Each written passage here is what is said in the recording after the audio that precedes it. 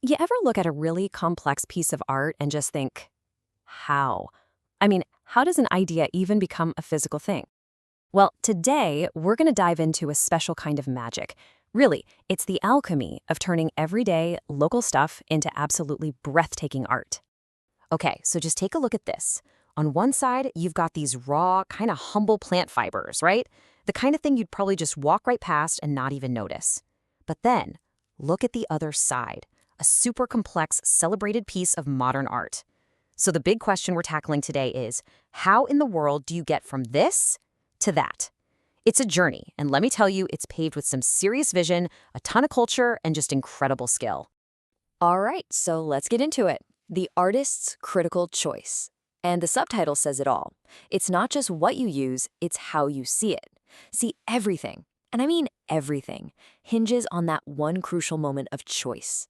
This is so much more than just, grabbing a piece of wood or some plant fiber. It's about an artist looking at something most of us would ignore and seeing a story, a hidden potential just waiting to be unlocked. This quote here really nails it. An artist must be sensitive and should have a discriminating eye. That phrase, discriminating eye, that's the whole ballgame. It means that for a real artist, picking a material is never, ever random. It's the super focused act of seeing the magic inside something ordinary and knowing exactly how to bring it out.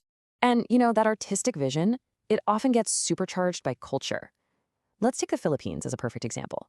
This kind of creativity is just powered by these amazing core values. You've got para para paraan, which is all about resourcefulness, just finding a way no matter what. Then there's discarte. That's like your strategy, your ingenuity, that clever approach. And backing it all up is bahasa, the pure expertise and skill that only comes from tons of practice. You put those together and you get this mindset where literally every material is a new opportunity. Okay, next up, defining local and indigenous. Because, words matter in art. And to really get what's going on here, we have to be clear on our terms. We throw around the words local and indigenous like they're the same thing, but in the art world, that difference is a really, really big deal. So let's break this down. It's pretty simple when you see it side by side. Indigenous means it's native. It naturally comes from that place, right from the start, like a plant that's always been a part of that specific ecosystem. Now, local is a little broader. It also comes from the place, but it might have been introduced at some point, maybe through trade, maybe by settlers a long time ago. So yeah, it's part of the landscape now, but it wasn't always inherent to it. So here's the main idea, the golden rule you gotta remember. All indigenous materials are local, but, and this is the important part, not all local materials are indigenous. Once you get that, it just clicks. And it helps you appreciate the deep history and the real meaning behind why an artist chooses one material over another. Okay, so we've got the basics down. Now for the fun part. Let's look at an amazing case study that just brings all of this to life. We're talking about the surprising story of abaca. It's so much more than just rope. You might think you've heard of it, but trust me, you've probably never seen it used like this. All right, let's meet our star, the abaca plant, also known as Musa textilis. It kind of looks like a banana plant, right? Well, that's because they're cousins. It absolutely thrives in places like the Bicol and Mindanao regions of the Philippines, and for centuries, people there have known its secret. Its fibers are some of the strongest on the planet, seriously. And this is where the magic happens. Let's walk through the transformation. Step 1, you harvest the raw material from the plant. For a long, long time, its main job was pretty straightforward. It was turned into super strong rope, what people call manila hemp. Totally practical, used for things like ships, but not exactly art. And that's where the artist comes in. They take those same strong fibers, dye them with organic stuff, and then weave them with incredible, intricate skill. And that final step, that's when it becomes contemporary art. It's not just a commodity anymore, it's a medium, a canvas for culture that tells a story way bigger than where it started. And boom, here's where it all clicks.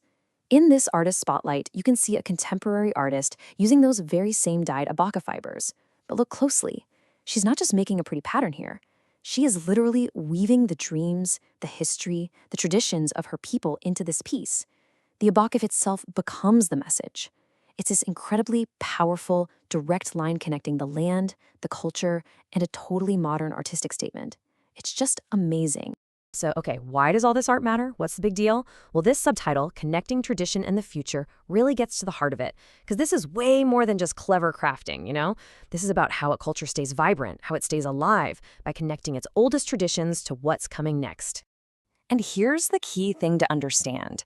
For contemporary artists, using local resources is not just some trendy gimmick. No way. It is a deep, purposeful, meaningful choice.